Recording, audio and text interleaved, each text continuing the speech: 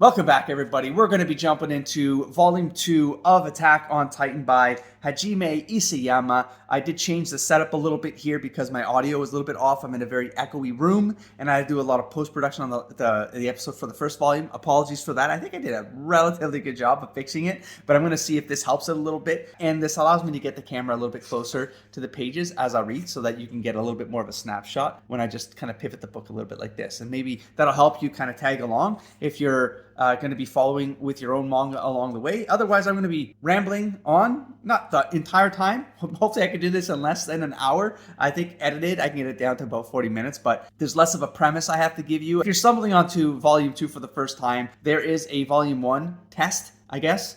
Before this, it was a reread. This will be a reread, and Volume 3 will be a reread, and then it'll be blind from Volume 4 onward. And I'm trying to figure out how to produce these for when I do the rest of the series. There's a lot of things I liked about the anime that wasn't in the manga, but then there's some strengths of the manga that aren't in the anime, is how I would put it as a summary. But the anime really helped me understand how some of the secondary characters work, because I assume flashbacks that happen in Volume 4 onward that I haven't seen yet appeared in the anime, and in the comments, folks did let me know that with mangaka supervision, stuff from the future was shifted into the continuity to tell for just better storytelling in the anime, and I thought that they did a really good job of that. And I was able to follow along with some of the secondary character development and just little things about the training and stuff like that that I really enjoyed that I haven't encountered in the mangas 1 to 3. In any case, I'm going to be jumping into this. Welcome aboard if you're here for the ride. So there you go. Let's jump in and see where this takes us, and hopefully this will be a little bit faster than 1 hour. It took me 1 hour to read Volume 1, the second reread, even though it was sort of speed reading the text because I don't have to absorb it the second time, right? Yeah, see, it's a lot easier for me to just go bam, you know where I am? Bam, first page. I like how it opens, and we get the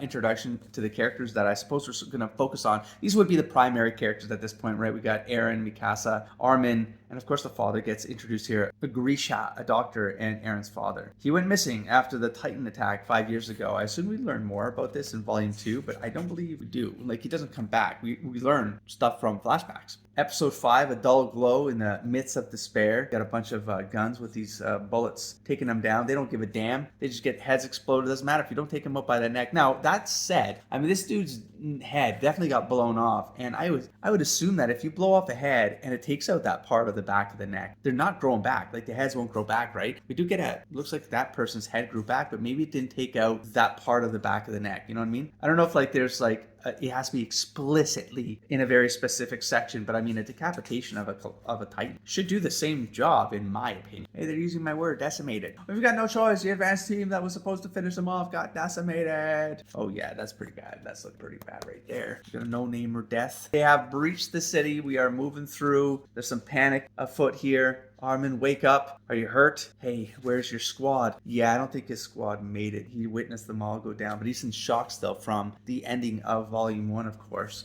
Witnessing what happened to Eren, pulling him out of a Titan's mouth and then getting decimated in return. I mean, we all know where this is going to go, of course, in hindsight, which is how I'm reading this. But yeah, they do the panic well. Yeah, it's very clear he's lost his entire squad, and he would have been lost too if it wasn't for Eren Yeager. Try to spin it a little bit. I'm a little bit uncomfortable, but it's okay if we do this fast enough, and the comfort will be excused. We'll leave it, Connie. We've been wiped out except for this guy. Shut up, Armin. Didn't say anything about that. Look around. It's obvious, idiot, and we don't have any more time to pamper him. Pretty blunt, but sort of isn't wrong. I mean, shit's going down. So I mean, get up and do something, or like you got to move on and get your heads on. Like, everybody get their head on straight. Otherwise, this goes south for everybody. You know, they don't have their head in the game. I mean, I wouldn't put it like that, though, but rescuing this loser isn't worth the sacrifice. I mean, I don't know if I would say that. Stupid bitch. So we got some animosity here, but hold on a second. Let me see something here. Oh, Titans be numbing. While Armin takes off, we got a flashback here, of course, of thank you to all the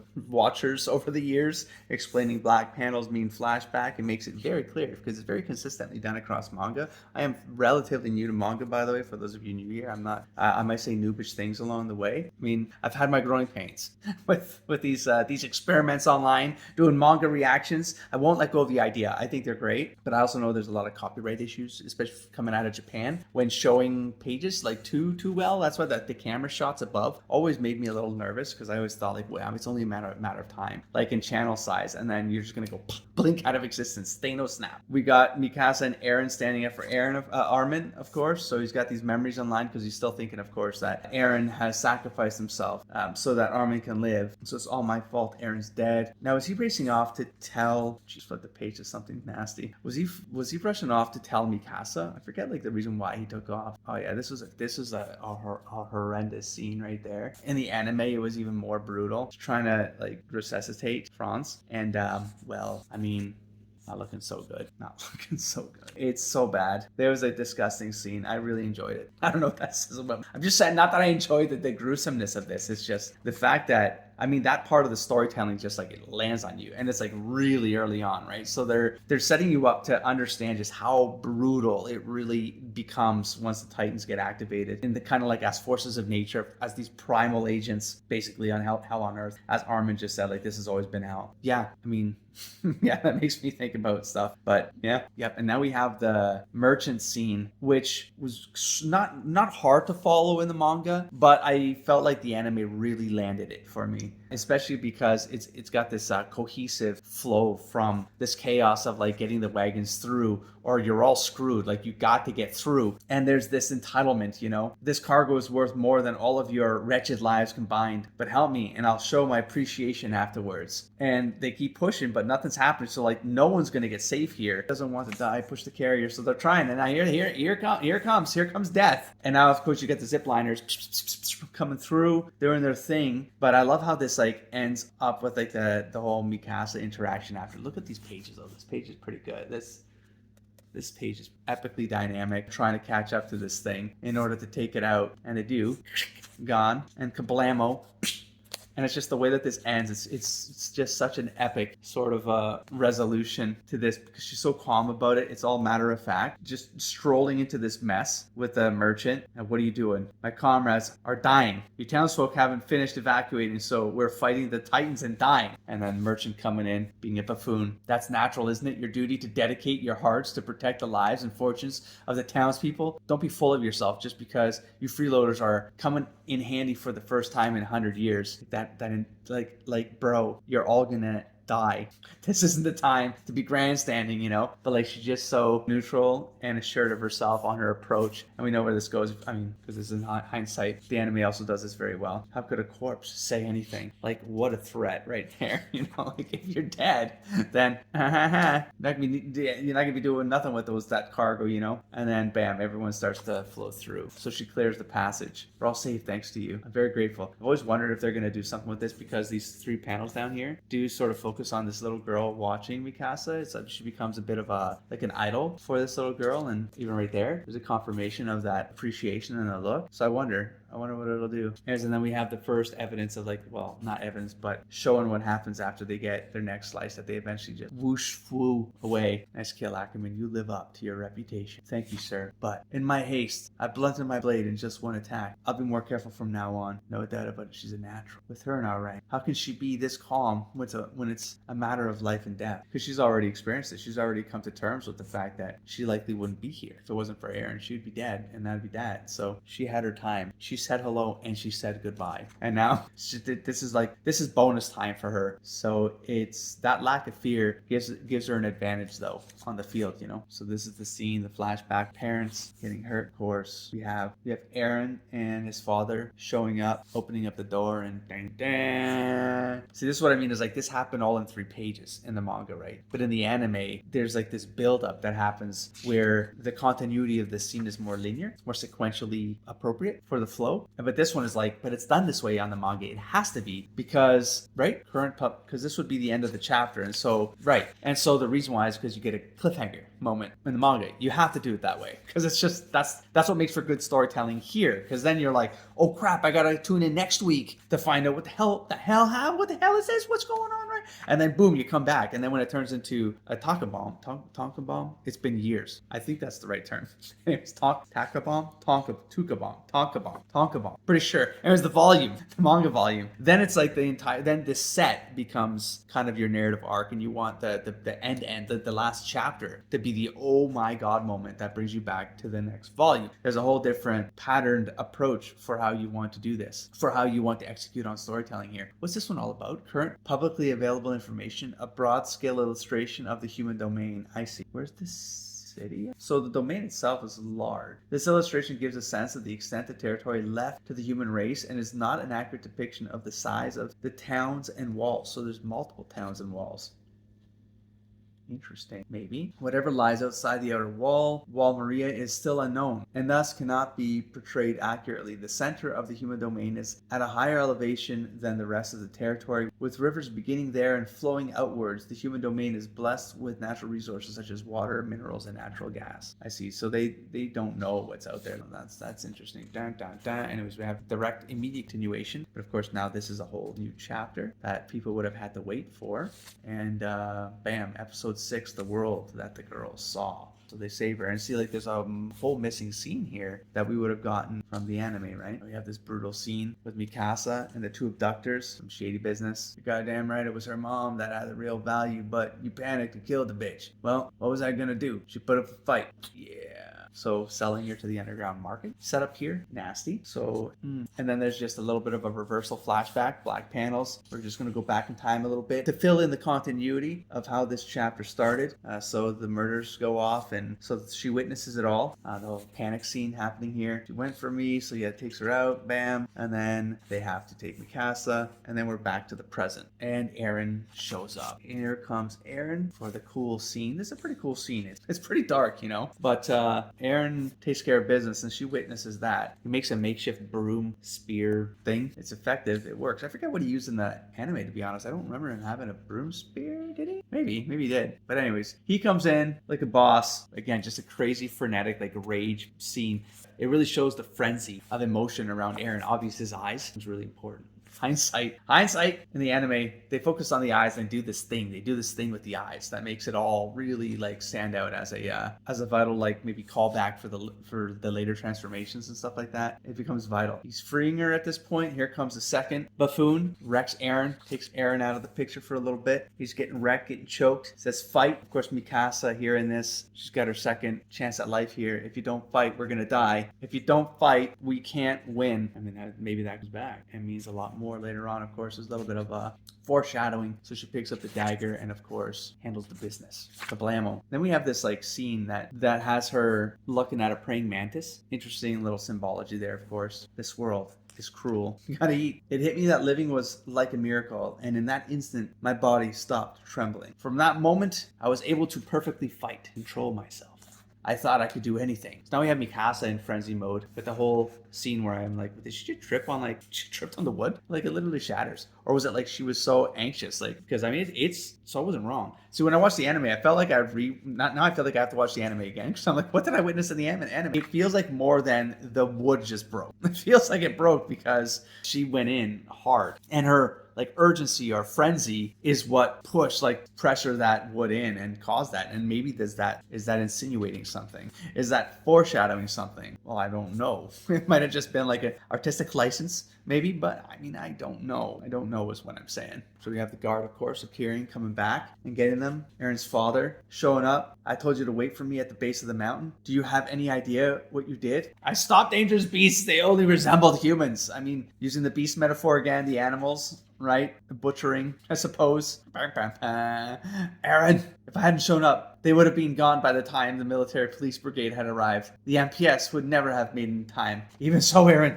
you were just lucky. I mean, maybe. Why are you freaking out, Dad? You should never have acted with such disregard for your own life. I wanted to help her quickly. And that's it. And we have like a more somber scene. Do you remember me? I met you several times when you were little, but Dr. Yeager, where should I go from here? Well, we know there's no place for me to go home. And then we get the scarf scene. Aaron gives her his scarf, and then that becomes like very iconic. The very iconic scene here is that symbolically she's been taken care of. It's almost like an honor bound transfer. It's like Aaron binds himself to her, if you will, right? Symbolic kind of thing going on.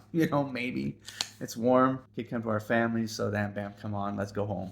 And so she joins the family. And then this cruel world, and only the winners survive. So we got a frenzy attack here. We got chaos in the streets. We got some slicey diceys. Mikasa chopping necks. Of course, at this point, Mikasa still doesn't know what has happened to Aaron. And as readers, we don't know what's happened to Aaron as well. But after her scene, she does call out here, in this world, I've got a place to go home to. Aaron, as long as you're around, I can do anything. And so that's, of course, the cliffhanger. Of course, there it is, see? So now we're getting some details around how the artillery works up on the wall. I still remember most of this, wall-mounted artillery. I like the way that it swivels, and it can both go around the wall like on rails, but then it can also swivel down so that it takes things out that are against the wall. So it's got really good coverage, and there you go. There's the chapter we're on. Episode 7, Small Blade. It was a great chapter. This was great. That's crazy. They're going for it. It's like a smorgasbord, a buffet. Stop. But anyways, oh God, that scene right there was rough. That was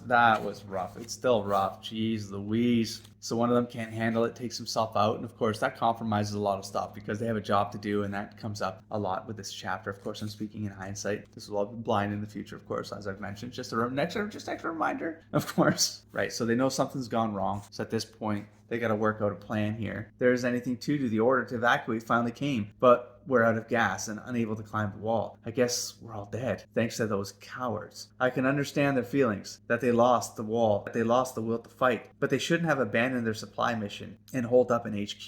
The Titans are gathering, so we can't get over there to replenish our gas. So we're getting the setup for this chapter's arc. Of course, they got to get to that HQ, get resupplied, and bail the hell out of there. So if they go there and risk it all to kill the Titans, they're screwed. If they just wait around, they're screwed. They keep trying to pointlessly escape. It's just a waste of the little bit of gas that we do have. So it's like they're kind of out of options. But do you really think we could take them on with this many troops? So they got a roof, 1, 2, 3, 4, 5, 6, 7, 8, maybe they got 10 folks, 10 people. Still good to go. Line up on this roof. Most of the advanced guard has been wiped out. Who among us in the training corps can take command of a desperate operation like that? We get another reminder of the buffet zone. Approximately 10 to 15 feet tall each. Let's do it, everyone. Come on your feet. Here comes Sasha. If everyone works together, I'm sure we'll make it. I'll take Vanguard. Get up, Armin. Get up. Hell, are we dying? Casa, I thought you were in the rear guard. I think I have a grasp of the situation, and I apologize for bringing my personal feelings into this, but have you seen Aaron's squad? Of course, now we get the bad news. Armin, he's got to drop it. What could I say to Mikasa? Well, if we died together then, Armin, are you hurt? Are you all right? And he's in like, where's Aaron? Of course, the tears come to his eyes. That's likely a sign for Mikasa to prepare for bad news. In Training Corps Squad 34, Thomas Wagner, Nactius, Milius, Zaramuski, Mina, Carolina, Aaron Yeager, those 5 carried out their mission and died bravely in battle. I'm sorry, Mikasa. Aaron gave his life to save me. I couldn't do anything. I'm sorry. And then she picks up Armin, gets him up to his feet. Calm down. This is no time to be getting sentimental. Now stand up. If we eliminate the Titans that are swarming around HQ, we'll all be able to fill up on gas and scale the wall. Am I wrong? No, you're right. But even with you there, against that many of them, I can do it. This is the great scene. And in the anime, it was even more awesome. But it was still awesome in the manga because she's set up to like be this like about to give this epic like gathering of the troops, you know what I mean? But she's not great at it because it's just her personality does not fit for this role, you know? But I guess, and that's why I'll be able to drive the enemy out of there, even on my own. But I guess all of you are useless, cowardly, pathetic. It's really too bad. Stay here and suck your thumbs while you watch me. Mikasa, what are you saying? You mean to engage all of those Titans yourself? It's impossible.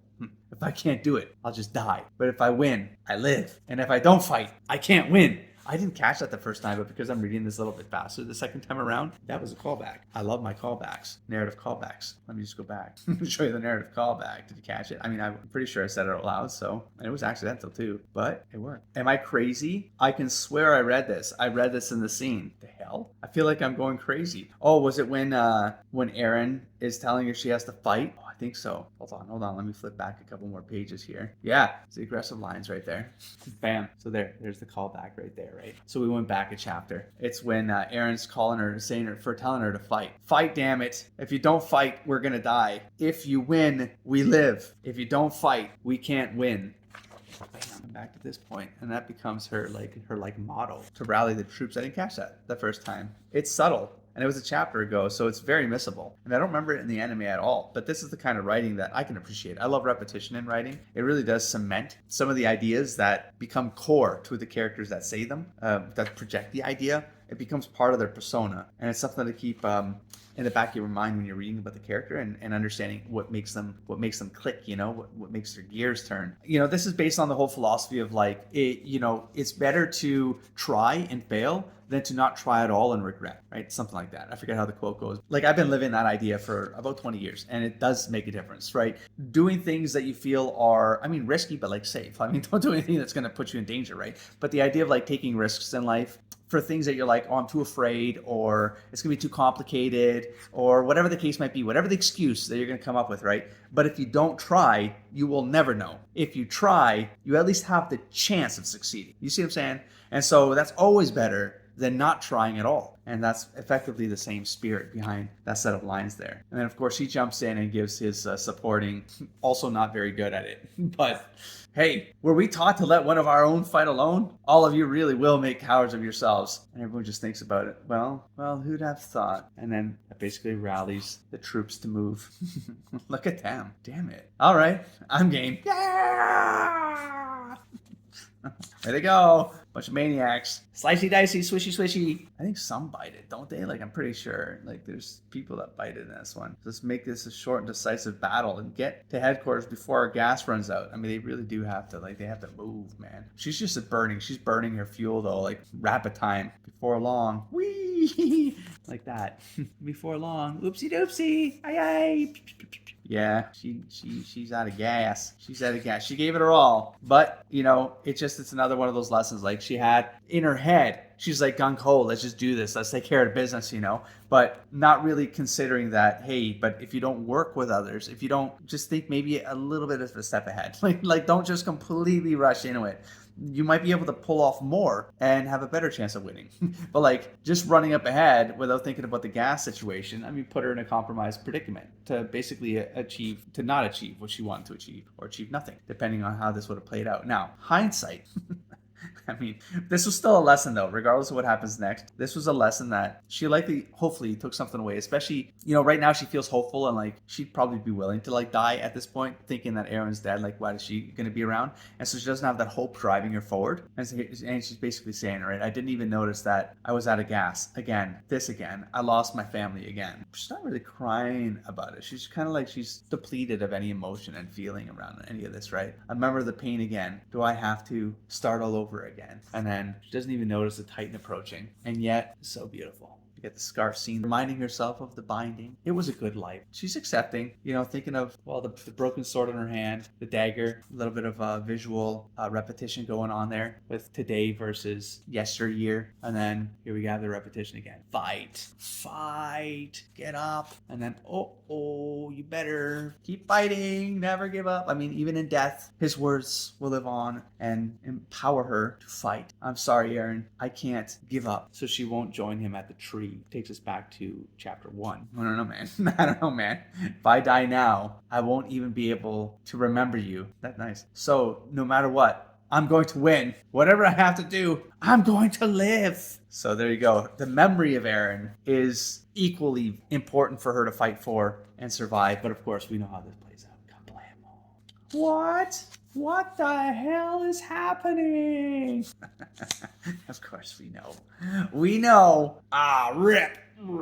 Destruction. Is killing another Titan? Rejected cover proposal. I think it's a pretty strong cover, to be honest. But I honestly, I think it's kind of more powerful than cover 2. I always thought, I have only seen literally, I own all the books. I don't remember what any of the rest of the covers look like because they've been stacked ever since I got them. But I've never enjoyed the cover of Volume 2. I really don't like it.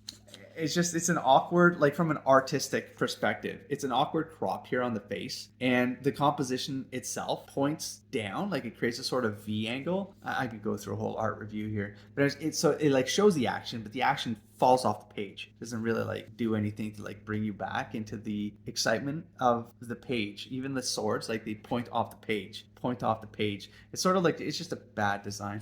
It really is. Whereas this one is like, it's central. They could have had like a triangular, like a bit of a triangle shape here, which is a very powerful art shape. I know I'm supposed to be reading a manga, but there you go. A little interlude talking about art and composition. So my background is art in English, for those of you wondering, but it's a long time ago. It's a long time. Sometimes the ideas come back and I think about it, but yeah. As I'm just completely confused. Chapter 8, Roar. I am halfway through the manga and I'm looking at how much runtime I've already committed. That's crazy. I totally feel like I can read these faster, but I can't. I can't do it. Not even the second time around. And I'm talking while I'm reading things too. So like my brain is sort of like jumping between the words that I'm saying out of my mouth while actually absorbing the words that are on the page. But I mean, I can remember things, so it's a little easier to do now, but this is going to be an interesting experiment that goes into volume 4. That's for certain. Okay, now everyone's finally caught up to her as well. And they've entered the action. We get the fisticuff, Eren Titan, which of course we don't know officially yet. We know in hindsight. And we just get some epic blows here, some action shots. This is where the anatomy of the Titans really gets skewed and wonky. It feels like on purpose, but the anime really exaggerates this as well. And that's just nasty. The anime really exaggerates this as well. And because of the way it's animated, it actually adds more of that. It's just a sickening feeling of the way that this anatomy moves, but it's like, it's legitimate because like the Titan bodies aren't real bodies, you know. I mean, they're bodies, but I'm saying they don't move and flow like a human body. So it feels alien, it feels foreign when we're even watching it from an anime perspective, and I think that it adds so much value. They're witnessing this like, and okay, what the hell's going on here? Then it knew the weak point, so there's just like, it's seeding that this is more than a normal Titan. And of course, as readers, we're sort of like, my God, if this is Eren, how is it Eren, right? Like, because you know this is Eren's story at the end of the day, right? I mean, I don't know that actually, but I mean, he's a primary character. He's like, the entire series opens with Eren, so Eren's a vital part of this. We know the dad has the whole injection thing, and so we can make assumptions, but we don't know how could it have happened. Well, I don't really know yet, because not by volume 3, we don't really find that out yet. But this is the mangaka effectively telling us that the characters themselves are thinking about this and trying to piece these ideas together so that they are in sync with the narrative. And them talking to each other allows more than just Mikasa to have witnessed this. They get to share these ideas amongst each other and then develop the next course of action based on speculation within their context. And of course, that takes us to the HQ eventually. And they play the gambit of like, well, we don't know what this is, but we might as well take advantage of the fact that it's fighting on our side, whether it knows it or not. Let's just take advantage of this and try to get that opening and go for it, you know? So we have the Armin scene with Mikasa. All right, the Mudarine device still works, and I can give you all my blades. Just let me keep this one, which is, of course, a dark suggestion from Armin there. I'm not going to leave you here. But you can't fly around carrying someone when there are Titans all over the place. And she picks him up, and there's no way we're going to leave you behind. Let's go. I'll carry Armin. Mikasa, you provide cover. No, don't. At this rate, I'm going to get more friends killed. But she's still holding the guilt of having survived at Eren's sacrifice. Listen to me, I've got a plan. The two of you could carry it out, so you two decide whether to do it or not. I think it's crazy, but... And then let's get a reminder for the buffet scene. It's terrible. Because listen, it's repetition. I can't even close the headquarters unless I'm prepared to sacrifice myself. So bam, he gets himself set up. He's out of gas. Here come the Titans. Tom, we're coming to get you, buddy. Don't. It's too late. And head and mouth. And no, you go bye-bye. Yeah, that's a chompy chomp. Oh, yeah. Head straight for HQ while the Titans are occupied over there. I mean, they didn't get to them in time. The sacrifices were made. They might as well take advantage of the sacrifices. You know what I'm saying? Like, they're not going to be able to save them anymore. So they're busy. Now move on. Either way, we ran out of gas. It's over. So they still go for it. And zippy, Harper Quickie got him by the leg. Oh, damn. That's a slice of the finger. Frees himself. Oh, yeah, he's going for it. This is crazy. This is a crazy scene, and I love that. Just like, that's a great scene of just his entry. It's like, it's literally, you can sense the panic around all of it. It's literally all or nothing. Like, you're going to get wrecked. And then he gets caught, and then he just gets enough like swing in to like cut the finger so that he can like use the momentum to still spiral him through the window, or get him through the window and spiral, get him through the window. And then it's just, but holy crap, you know, how many of us made it using the deaths of our comrades? How many died on my signal? You're the supply squad, right? Yeah. Huh? Kapunch. Stop it, Gene. It's their fault. They left us in the lurch. More people died than necessary because of you bastards. The Titans invaded the supply point. There was nothing we could do. Do something about it. It's your job. Get down and then smash Rooney. Oh my god. Oh my god. There are too many of them. Where did Mikasa go? It's normal in reality. I mean, this scene right here was always so creepy. That's so creepy. It's like, it's almost like a Mr. Rogers Titan, like peekaboo. It's so nasty. I think the anime did the same thing. It's just so bad. And then we have a punch. A side punch coming in by our friend, Eren Titan. Bam, we have an opening. And then smash Rooney. Here comes the rest of the troop. Mikasa drops in with Connie and Armin. And then get some more like, well, what the hell is going on? Because they don't have context, so now they're spreading the knowledge. I don't care if it's an abnormal or what. The Titan is going to continue its rampage here. Realistically, that's our best means of survival. So take advantage of the opportunities, the opportunities. We get the size thingamajig here, just showing just how much larger the Colossal Titan is. It's not 50 meters, it's more than 50 meters. It's like 60 meters. Wait, what does it actually say? It does say 60 meters. The 50 meters is the wall, but look at just like the massive range of size between the next ones in line. That's crazy. 50 meters are like I guess that's I just noticed that's like the Eren Jaeger. Jesus, though. And they'll get the 7-meter class, the 5-meter class. Wait, what? What do you mean there's like, oh, soldier? I was like, there's like a smaller one? No. I see. All right. Bam. Episode 9. The beating of a heart can be hurt. Let's move on. This is a great chapter. Even this is probably my favorite part of the anime too, was the entire plan inside HQ to be able to take them on. Set up this plan. We get the Armin, of course. We get the statistician, whatever the word is. We get Armin stepping up, helping with strategy. So we get to see how he shines as part of this group. They break down their plan, of course, all getting lined up. Each have a role. Sure, we can do it. The enemy only has the 3 to 4 meter class. That makes their weak spots an easy target. Yeah, it doesn't make a difference how big they are. It's always the back of the neck, below the head. Length 1 meter, width 10 centimeters wide. Maybe it has to be precise. It really does have to be precise. Damn. All right, great scene. We get the core group priming up, getting ready, getting in position. It's okay. Still the same number of them. We're going through with this, committing. Bam, calm down. Let them get closer. There are always these goddamn creepy smiles on these Titans. And then fire, kablam! We have to avoid fighting them. If we don't want to let even one person die, this one strike has to finish it. How close do I have to get? You all see where I'm at, right? Got it? What about everyone else? Thud, thud, thud. Sasha and Connie, hurry. They need backup. This one made me nervous. This part made me nervous. I don't know why I love her so much. I don't know why. She's endearing. Really sorry for suddenly stabbing you in the back. I'm so sorry. Bam. Oh, Sasha. We did it. How can I look at anyone? We did it. What? How can I look at anyone? Oh, because Sasha failed. So she's having a little bit of like regret there of not having played the part. I don't think this is the time for this. I'll spit at your feet later. But right now, we have to hit the road. So they all bounce out of there. They are all fueled up. Pushing forward, seeing the decimation and them taken out. Eren Jaeger, cannibalism. His body can't regenerate. I thought if we can somehow solve the mystery of that Titan, it could become an opportunity to help us find a way out of this hopeless situation. So Mikasa, seeing the opportunity where it lies, if it gets eaten, the whole thing will be over without us understanding a damn thing. So they want to know what's going on. But they do agree, let's eliminate the ones that are sticking to that Titan to try and keep it alive longer. I mean, we know that. I mean, they know that it's like the opportunity they have is to keep this thing in the field and fighting, hopefully regenerating enough to be able to keep going. And we have, isn't that the abnormal that ate Thomas? Wow, they're actually doing that callback? Not sure it matters. It's just a Titan. Just a dirty Titan. Just a dirty Titan. Just kill it. He's fighting. He's with his mouth, with his hands, whatever the hell he needs. He's just gonna keep going. Hey, he don't need no arms. Doesn't need no arms left. He's still got his mouth.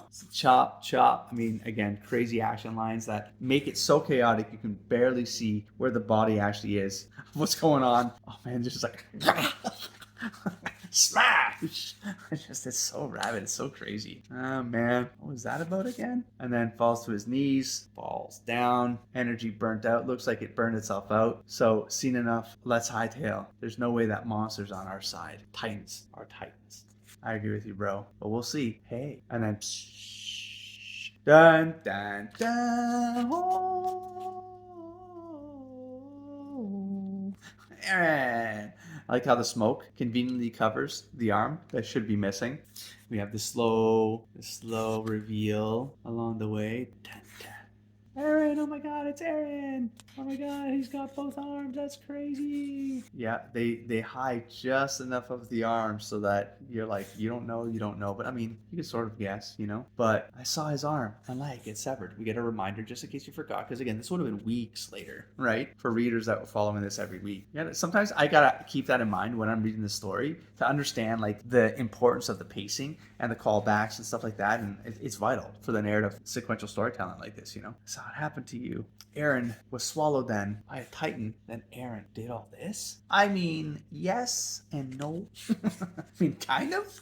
But that's a nice shot. I mean, it's very sketchy. It was probably a plan for a double page spread at some point. But see, I love the sketchiness of like little drafts like this. They look so good. Like, I know it's not finished, but it looks good. Thank you for reading. Our battle has just begun. Boom. So there's volume 2. Once again, I'm well over the hour mark. I'll see how short I can make this. They're probably gonna be in the 40-minute range each when I'm done editing and whatnot. I'm wondering what will happen when I get back into blind territory though, because obviously I'm going to be reading a lot more slower and I might have a lot more reaction commentary to make along the way. Never really quite know how to pull it off because of just like the dead air time. I mean, that's all editable, you know, but at the same time, I don't have a vision of what that will all look like cohesively together until I actually produce it. And then I kind of try to make it work the best possible way. But from an audience perspective, obviously something that's more linear and cohesive might be easier to absorb, especially when there's like one for each of these. This will just be a vlog and me also trying to figure that out while doing this reread. We'll see what happens along the way. Of course, I just keep mentioning it just in case people jump onto here and they skip through the first one, they didn't get the message there. You can leave